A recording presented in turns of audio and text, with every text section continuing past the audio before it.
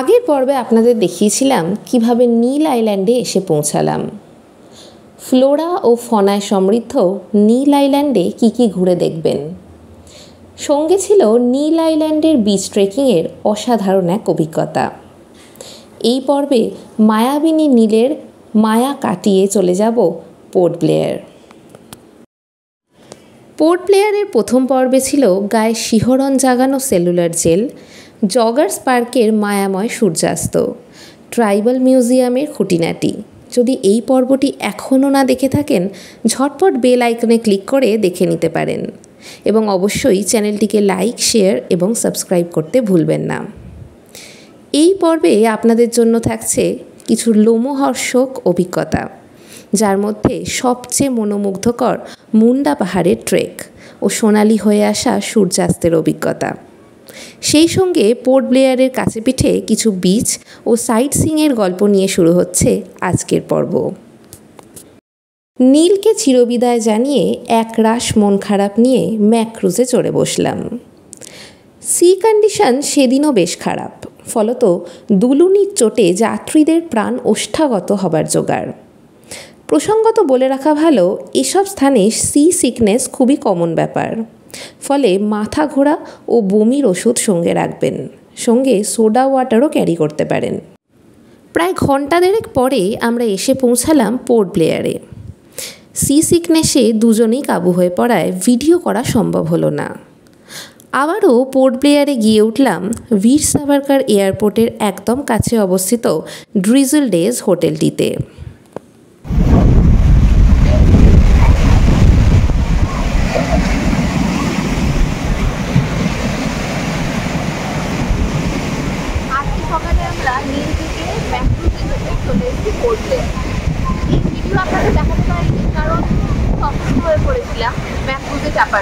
আমরা দুজনেই অসুস্থ ফিল করছিলাম ম্যাক্রোজের মধ্যে, কারণ বদ্ধ আর সি সিকনেস যে ব্যাপারটা আছে সেটা আমাদের দুজনেরই হয়েছে।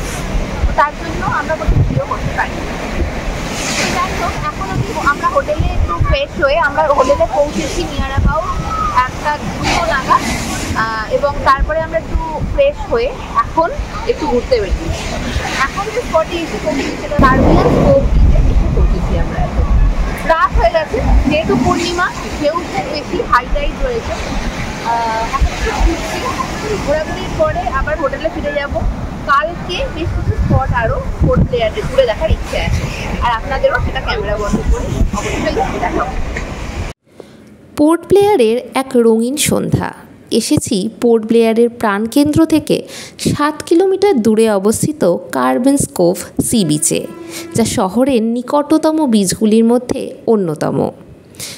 এটি বিখ্যাত বিচের কলসির মতো বাঁকের জন্য, জাপানি বাঙ্কার এবং নানা ধরনের ওয়াটার অ্যাক্টিভিটির জন্য।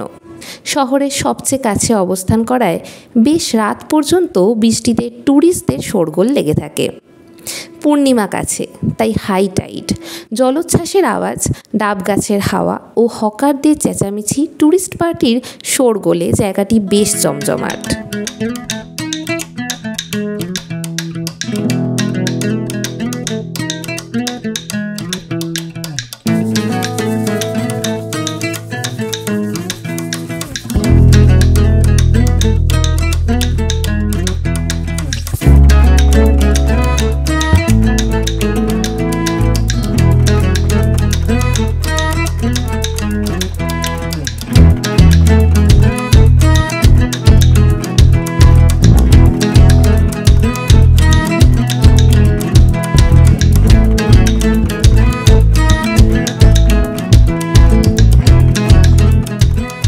স্থানীয় মানুষদের তৈরি কিছু গুমটি দোকানও চোখে পড়ে, যাতে অধিকাংশই ঝিনুক শামুক মুক্ত দিয়ে তৈরি নানান জিনিস বিক্রি হচ্ছে।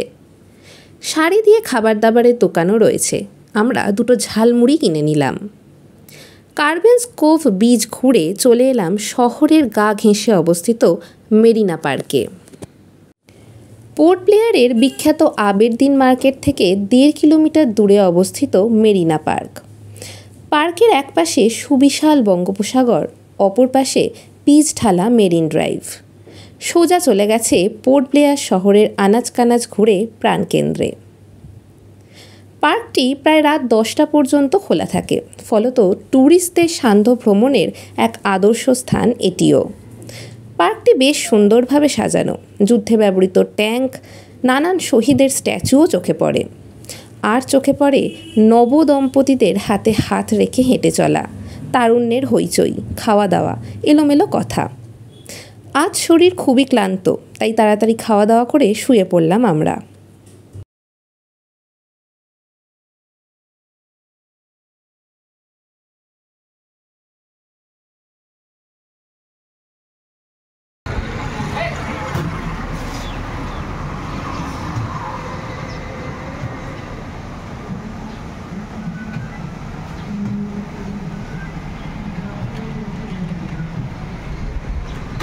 Good morning. আজকে আমরা রয়েছি আবেরদিন জেটির কাছে, এসেছি ব্রেকফাস্ট করতে। তো আবেরদিন জেটির কাছে আজকে একটু খাওয়া দাওয়া করে নেবো। খাওয়া দাওয়া করে আজকে যাবো রস আইল্যান্ডের উদ্দেশ্যে। যেহেতু ওয়েদার কন্ডিশন খুব খারাপ, মানে খুব জোর হাওয়া দিচ্ছে, হাওয়া বইছে, তাই জন্য আবেরদিন জেটি থেকে এখনও লঞ্চ স্টার্ট হয়নি। তো আমরা এরকম স্টিমার ধরবো অন্য আর একটা জুমলিঘাট জেটি বলে, সেই জেটি থেকে। চলুন তার আগে একটু খাওয়া দাওয়া করে নিই। আজকে ব্রেকফাস্টে আমরা নিয়েছি পরোটা আর সঙ্গে ডিমের অমলেট। চলুন খাওয়া দাওয়া করে আমরা এগিয়ে যাবো। আজকের প্রথম গন্তব্য রস আইল্যান্ড ও নর্থ বে আইল্যান্ড। আজও ওশান কন্ডিশন অনুকূল না থাকায় আবেরদিন জেটি থেকে কোনো লঞ্চ বা ক্রুজ রস আইল্যান্ডে যাচ্ছে না। স্কুটের মালিকের সাজেশনে ও রেফারেন্সে আমরা চলেছি জংলিঘাট জেটির উদ্দেশ্যে। এয়ারপোর্ট থেকে প্রায় 2.5 কিলোমিটার দূরে এর অবস্থান। প্রায় 30 মিনিট ধরে স্কুটি চালিয়ে এসে পৌঁছালাম জংলিঘাট জেটিতে। আমাদের মতো অনেক ট্যুরিস্টই হাজির হয়েছে এখানে। অনেকক্ষণ ধরে দাঁড়িয়ে থেকেও কেউই ঢোকার অনুমতি পেল না।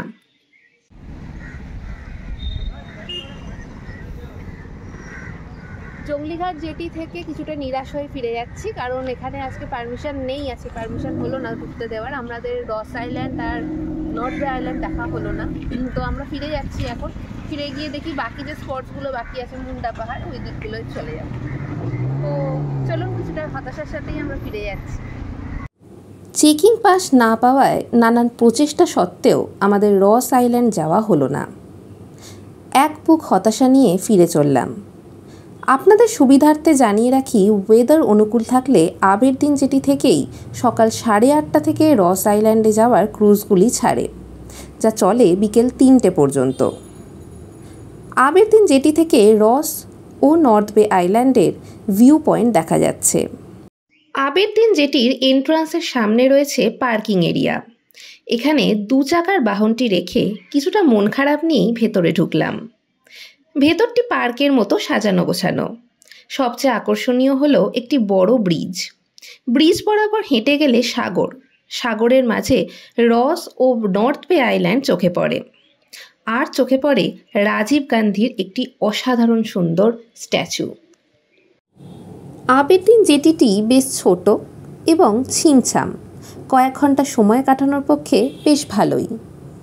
এখানে বেশ কয়েকটি রেস্টুরেন্টও চোখে পড়ে, সেখান থেকে আপনারা স্ন্যাক্স কিনতে পারেন।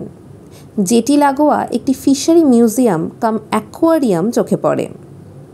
ফিশারি মিউজিয়াম কাম অ্যাকোয়ারিয়ামের এন্ট্রান্সটি ভারী চমকপ্রদ। এন্ট্রি গেটের সামনেই রয়েছে বিশাল আকার হোয়েল স্পার্ম এর একটি স্কেলিটন স্ট্রাকচার। মিউজিয়ামের ভেতরে রয়েছে নানা ধরনের সামুদ্রিক মাছের প্রজাতি, যা ওষুধ দিয়ে গ্লাস জারে সংরক্ষণ করে রাখা রয়েছে।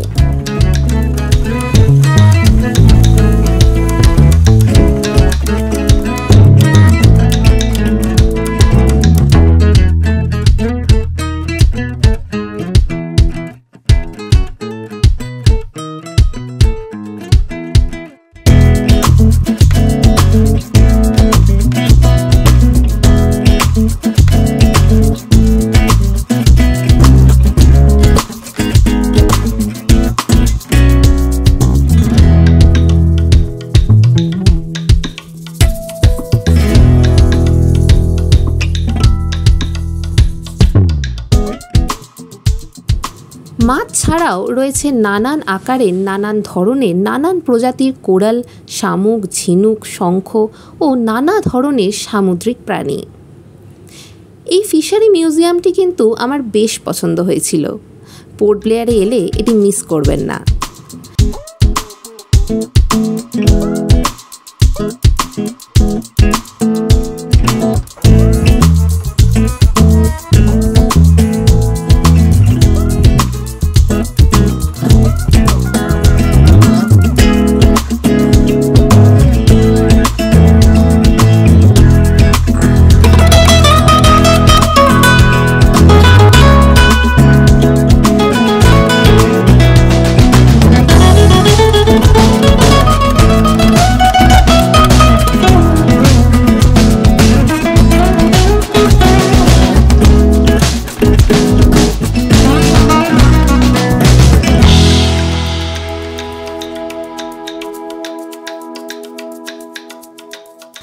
মিউজিয়াম দেখতে দেখতে কখন বেলা গড়িয়ে গেছে খেয়াল নেই। বেলা প্রায় 1টা নাগাদ আমরা তড়িঘড়ি যাত্রা শুরু করে দিই মুন্ডা পাহাড়ের ট্রেকের উদ্দেশ্যে। কারণ মুন্ডা পাহাড়ে ট্রেক করার জন্য সন্ধে 4টে পর্যন্তই খোলা থাকে। প্রসঙ্গত বলে রাখি, মুন্ডা পাহাড় ট্রেকের উদ্দেশ্যে গেলে পোর্ট ব্লেয়ার থেকে লাঞ্চ করে বা প্যাক করে নিয়ে তবেই যাবেন। কারণ মুন্ডা পাহাড় যাওয়ার পথে বা আশেপাশের অঞ্চলে লাঞ্চের কোনো রেস্টুরেন্ট চোখে পড়ে না। মুন্ডা পাহাড়ের আর এক নাম চিরিয়া টাপু বিচ। নানান প্রজাতির পাখির সমাগম ঘটে বলেই হয়তো এই নামকরণ। দক্ষিণ আন্দামানের একদম দক্ষিণতম প্রান্তে অবস্থিত এই বিচ প্রসিদ্ধ সূর্যাস্ত ও ট্রেকিংয়ের জন্য। তবে মুন্ডা পাহাড় যাওয়ার রাস্তাটিও বেশ চমকপ্রদ। অদূরে ছোট বড় ডাব গাছের সারি ও ছোটোখাটো টিলা চোখে পড়ছে ও পাশ দিয়ে আমাদের সাথে সাথেই চলেছে বঙ্গোপসাগর। সাপের মতো পিচ ঢালা রাস্তা সমুদ্রকে পাশে রেখে এঁকে বেঁকে সোজা চলে গেছে শহরের প্রাণকেন্দ্র থেকে প্রায় 30 কিলোমিটার দূরে দক্ষিণে চিরিয়া টাপু বিচে।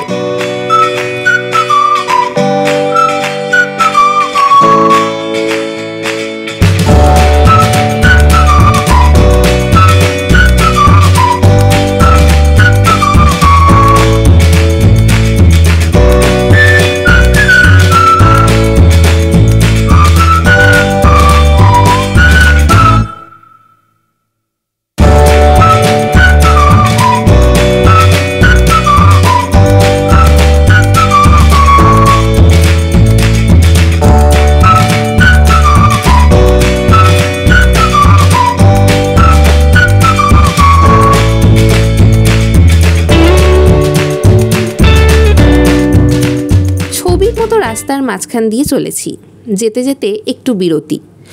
আরকে বিচে স্টপ দিয়েছি। সামুদ্রিক এলোমেলো হাওয়ার দাপট, সফটি খাওয়ার লোভ দুজনেই সামলাতে পারলাম না। আর একটা কারণ অবশ্য, লাঞ্চের জন্য কোনো হোটেলই চোখে পড়েনি, ফলত লাঞ্চ এখনও করা হয়ে ওঠেনি। খাওয়া দাওয়া করে আবারও পথ চলা। এবার দৃশ্যপট বদল। সামুদ্রিক প্রেক্ষাপট বদলে এখন জঙ্গুলে সর্পিল পথ।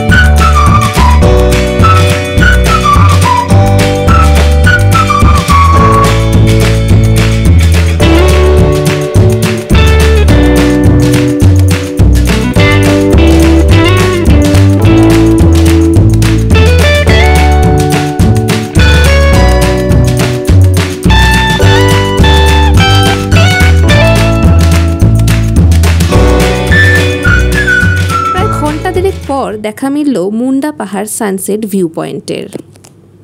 বলো কোথায় এসেছো? মুন্ডা পাহাড় বিচ এসে পৌঁছালাম। এবার খাচ্ছি নারিয়েল পানি, 50 রুপিস করে, দুর্দান্ত খেতে। মালাই রয়েছে, ভেতরে শাঁস রয়েছে, একদম এই তো ভালোই শাঁস রয়েছে। চলুন খাওয়া দাওয়া করে এবার আমরা মুন্ডা পাহাড়ের দিকে রওনা দেব। এখানে বলে রাখি যে মুন্ডা পাহাড়ে যদি আসেন আপনারা তো 3টের আগে আসার চেষ্টা করবেন। আর এখানে চারদিকে কিছু দেখতে পাচ্ছি না, লাঞ্চের জায়গা। তো দেখি আগে মুন্ডা পাহাড়ে উঠি, তারপরে দেখা যাক কী করা যায়। মুন্ডা পাহাড় ভিউ পয়েন্টে যখন এসে পৌঁছালাম তখন বেলা প্রায় 2টো। ঝালমুড়ি ডাব খেয়ে পিত্তি রক্ষা করে চললাম ট্রেকিংয়ের পথে। মুন্ডা পাহাড় বা চিড়িয়াটাপু বীচটিতে সুইমিং অ্যালাউড নয়, তার প্রধান কারণ অবশ্য কুমির।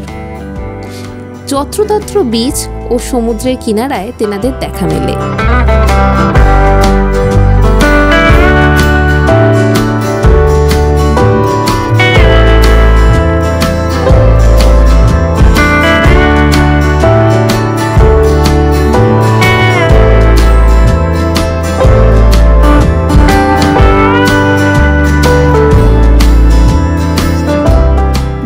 গাছপালা ঘেরা পথে খানিক হেঁটে দেখা মিলল সেই চির প্রতীক্ষিত পয়েন্ট যেখান থেকে শুরু হবে আজকের ট্রেকিংয়ের যাত্রাপথ। এক্ষেত্রে যেহেতু 4টের পর ট্রেকিং বন্ধ করে দেওয়া হয়, আপনাদের সাজেস্ট করব আপনারা 2টো থেকে 2:30টের মধ্যে ট্রেকিং স্টার্ট করে দেবেন।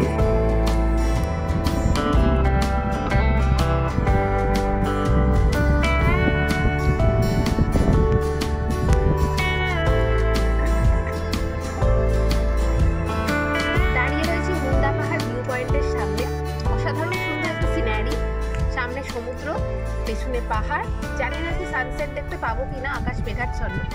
যাই হোক, চলুন পাহাড়ের দিকে উঠি। মুন্ডা পাহাড় ভিউ পয়েন্ট এখান থেকে স্টার্ট হচ্ছে, 3টে পর্যন্ত টাইম। আমরা এন্ট্রি নিয়ে নিয়েছি পাহাড়ে, চলুন দেখা যাক।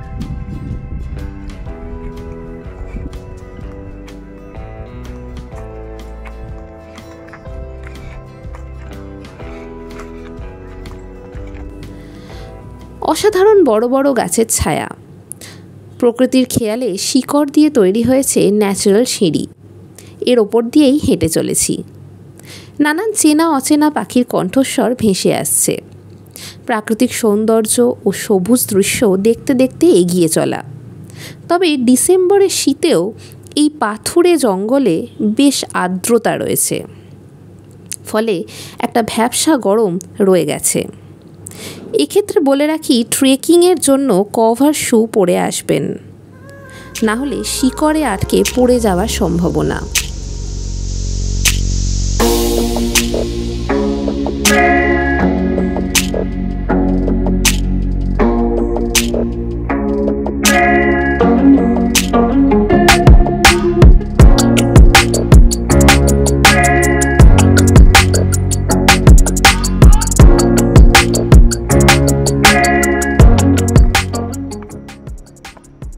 গাছের শিকড়গুলি রাস্তা এফোড় ওফোড় করে দিয়েছে। চলুন দেখি আগে কি সামনে কি অপেক্ষা করে রয়েছে আমাদের জন্য।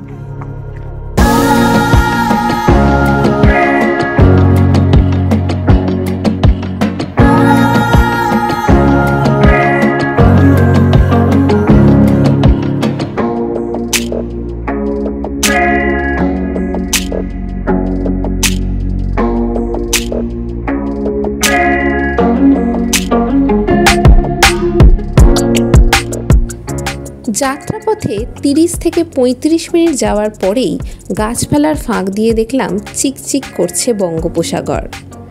গাছের ফাঁক ফোকর দিয়ে ছিটে ফোটা আলোর ছটা এসে পড়েছে।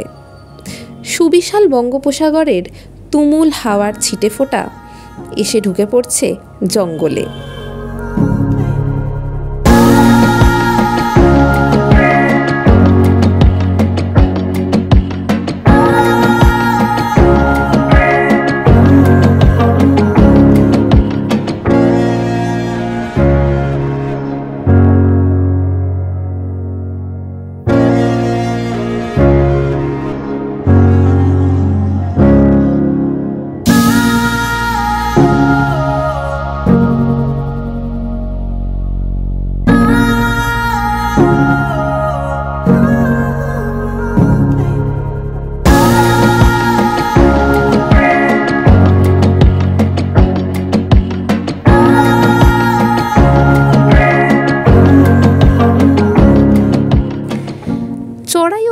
পথ ভেঙে আবার প্রায় 35 থেকে 40 মিনিট চলার পর অবশেষে চিড়িয়াটাপু লাইট হাউসের দেখা মিলল।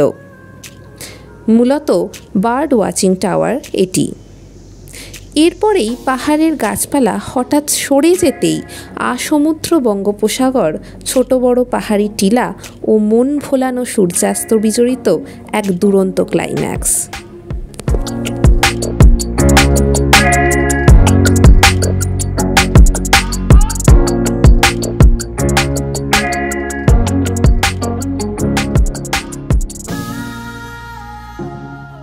সামুদ্রিক নোনা হাওয়ার দাপট ও স্বপ্নমাখা দৃশ্যপট, প্রায় 1.5 ঘন্টা ট্রেকের পর এক প্রাণ ভরা প্রাপ্তি। দুচোখ ভরে দেখছি আর গাইছি, আকাশ ভরা সূর্য তারা, বিশ্ব ভরা প্রাণ, তাহারই মাঝখানে আমি পেয়েছি মোর স্থান। এমন একটা জায়গায় এসে দাঁড়িয়েছি, ভাষায় প্রকাশ করার মতন কোনো শব্দ আমার কাছে নেই। এতটা রাস্তা ঘন জঙ্গল, গাছপালা আর রুটস এর ওপর দিয়ে ট্রেক করে এসে এই অসাধারণ একটা ভিউয়ের সামনে মানব সমাজ আই থিঙ্ক হতভম্ব হয়ে যাবে। আমার কোনো ভাষা, অনবদ্য, অসাধারণ যাই বলি না কেন, এগুলো খুব কম পড়ে যাবে, কিছু বলার মতো নেই। অসম্ভব সুন্দর মুন্ডা পাহাড়ের ওপরের ভিউ, এটা বলতে পারি।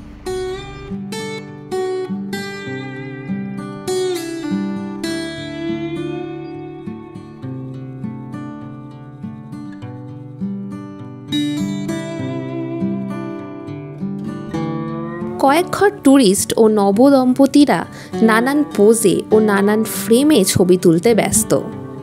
এখানে একটি ওয়াচ টাওয়ার রয়েছে, সেখানে বসার জায়গাও রয়েছে। আপনারা চাইলে লাঞ্চ প্যাক করে এনে এই সুন্দর পরিবেশে খাওয়া দাওয়া করতে পারেন। তবে একটাই অনুরোধ, এই প্রাণবন্ত পরিবেশটিকে সাধ্যমতো পরিষ্কার রাখবেন।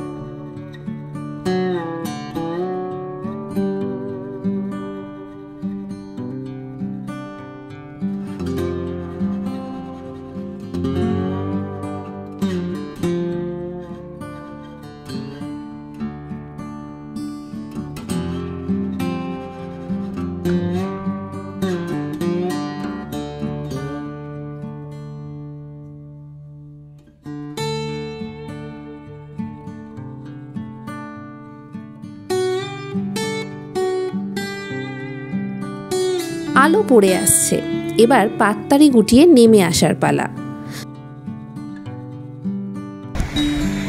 আমাদের মুন্ডা পাহাড় ট্রেক কমপ্লিট হয়ে গেল, আমাদের চিড়িয়াটাপু বিচ দেখা হয়ে গেল, সানসেটও দেখা হয়ে গেল। এবার আমরা এগিয়ে যাবো আস্তে আস্তে ছুটির দিকে, ফিরে যাবো পোর্ট ব্লেয়ার। পাহাড় থেকে নেমে দেখলাম বিশাল সমুদ্রের শেষ প্রান্তে সূর্য ডুবছে, যাকে আমরা ট্যুরিস্টরা বলি সানসেট। সোনালি আকাশ, সোনামাখা জল, ঢেউ, বালি, ডাব গাছের সারি, আমি, পর্যটকের দল, তাদের ডিএসএলআর, সব কিছুতেই সোনার রং। আজ পোর্ট ব্লেয়ারের বুকে শেষ দিন। একরাশ মুগ্ধতা নিয়ে দেখলাম সূর্যি নেমে গেল পাটে। কত ছবি, কত ভিডিও শুধু এই সোনালি স্বপ্নকে বন্দি করার আশায়।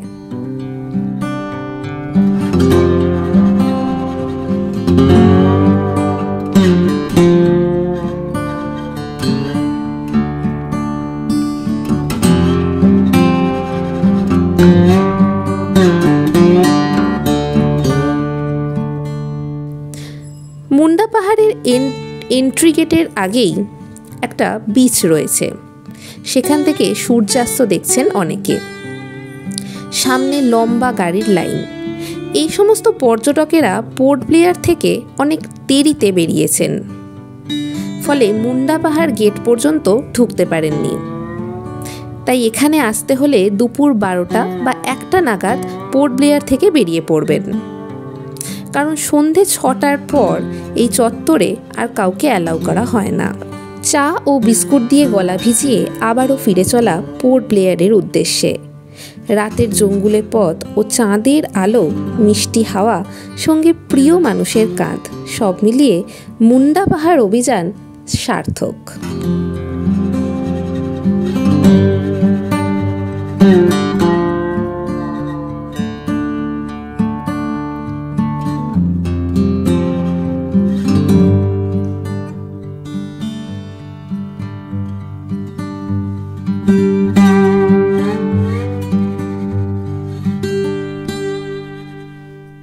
আজ বড়দিন, অর্থাৎ 25শে ডিসেম্বর। আমাদের কলকাতার মতো না হলেও আবেরদিন মার্কেট ও পোর্ট ব্লেয়ার সেজে উঠেছে ক্রিসমাসের রোশনাইয়ে। আবেরদিন মার্কেটে একটি ক্যাফেটেরিয়া দেখে ঢুকে পড়লাম। সাজানো গোছানো ছোট্ট একটি ক্যাফে।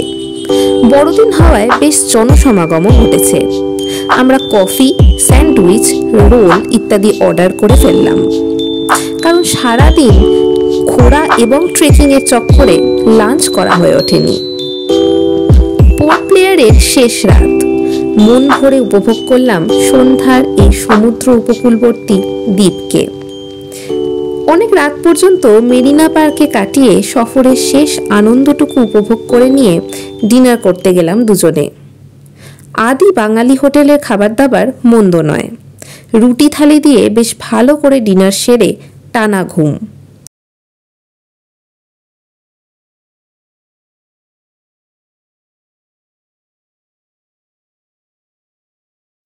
এবার পালা ফিরে যাওয়ার। ড্রিজল ডেজকে বিদায় জানিয়ে চললাম বীর সাভারকার ইন্টারন্যাশনাল এয়ারপোর্টের উদ্দেশ্যে। আজকে আমাদের শেষ দিন। এয়ারপোর্টে এসে গেছি, বীর সাভারকার ইন্টারন্যাশনাল এয়ারপোর্ট। 8:35-এর ফ্লাইট।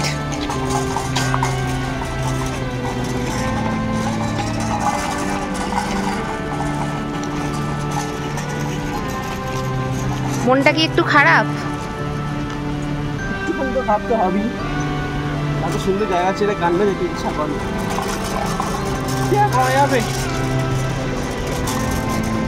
একটা শেষ মানেই নতুন আর একটা জিনিসের শুরু। শেষ তো হতেই হবে, সুন্দর জায়গা মানেই শেষ। আবার নিজের লাইফ শুরু নিতে হবে, তাহলে পেটও চলবে না। জীবন আবার ভাবে চলুন তাহলে ফিরে যাই আমরা। 8:35-এর প্লেন চেপে আমরা রওনা দেব আমাদের কলকাতার উদ্দেশ্যে। তো গুড বাই পোর্ট ব্লেয়ার, ভালো থেকো, ভালো রেখো, এভাবেই কেটে যাক, আর কি বলবো। অন্তিম লগ্ন উপস্থিত। এয়ার ইন্ডিয়ার জানলা থেকে বিদায় জানালাম পোর্ট ব্লেয়ারকে। ক্রমে ক্ষুদ্র থেকে ক্ষুদ্রতর হয়ে আসছে বিচ, ডাব গাছ, রাস্তাঘাট, ছোট বড় দ্বীপ, সবশেষে মেঘে ঢাকা আন্দামানকে মন ভরে দেখলাম। মনে মনে বললাম ভালো থেকো, ভালো রেখো। সবশেষে বলে রাখি, এয়ার ইন্ডিয়ার সার্ভিস কিন্তু আমার বেশ ভালো লেগেছে এবং ব্রেকফাস্টটিও বেশ সুন্দর ছিল। আবারও দেখা হবে নতুন জায়গার সন্ধান নিয়ে, নতুন কোনো ফ্রেমে। ততদিন ভালো থাকবেন। চ্যানেলটিকে লাইক, শেয়ার এবং সাবস্ক্রাইব করতে ভুলবেন না। কেমন লাগলো সেটি বিস্তারিত কমেন্ট সেকশনে জানাবেন।